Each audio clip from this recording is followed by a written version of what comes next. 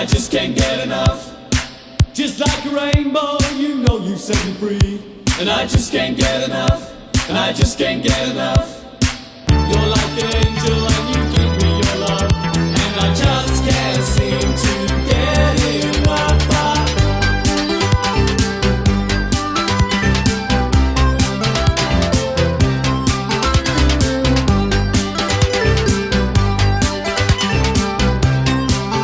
Well, I hope you enjoyed our half-hour trio special. Coming up, she's riding solo as usual, but she'll be fabulous. I'll see you tomorrow from 4. Stay fantastic. This is Radio 2 on BBC Sounds. And on your smart speaker. Play BBC Radio 2. BBC News at 7 o'clock. This is Claire Ronacres.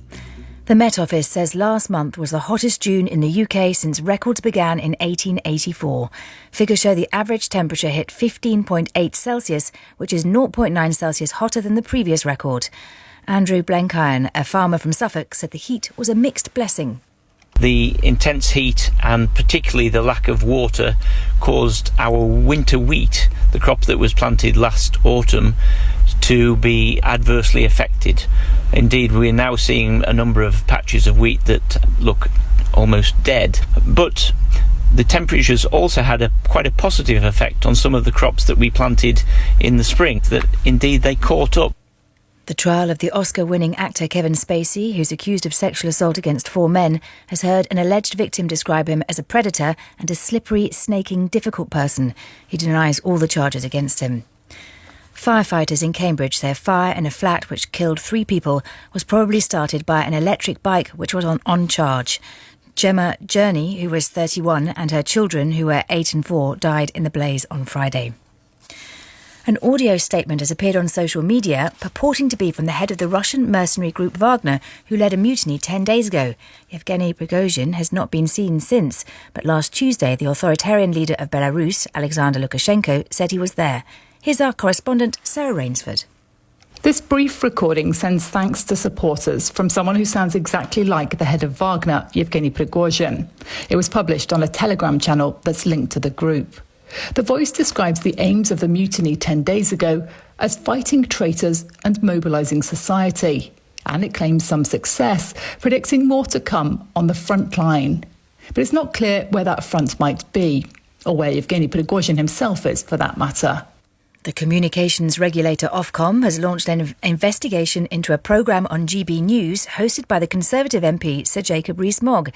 It'll examine whether the show complied with guidelines that say that politicians should not act as newsreaders on news programmes unless there are exceptional circumstances.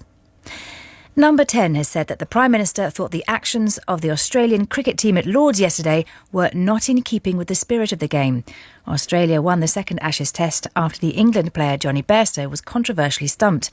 The BBC's cricket reporter Henry Moran says the third test is eagerly anticipated. The Western Terrace at Headingley is just about the noisiest stand in all of cricket, and I think it's going to be quite a lively reaction for Pat Cummins and his side when that game gets underway. When he stepped up for the post-match presentation yesterday, I've never heard boos like it. And the weather. Northern Scotland will remain cloudy with patchy rain tonight. Cloud and rain will move into Wales and southern England, but it'll be mostly dry elsewhere. BBC News, it's 7:03. Thanks, Claire.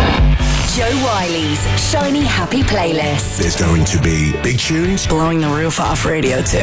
Shiny Happy.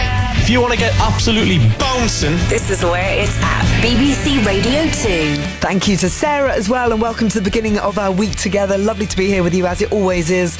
If you want to get in touch tonight, if you would like a shiny shout, you can do that, 88291. The email is joe.wiley@bbc.co.uk. If you're ready, so are we, and there's only one way, I think, to begin the show tonight. The Shiny Happy Playlist on BBC Radio 2.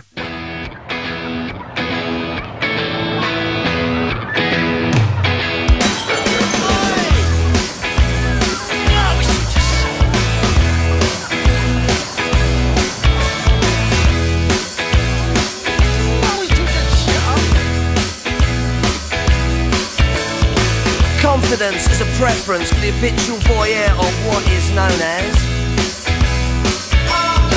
A morning suit can be avoided if you take a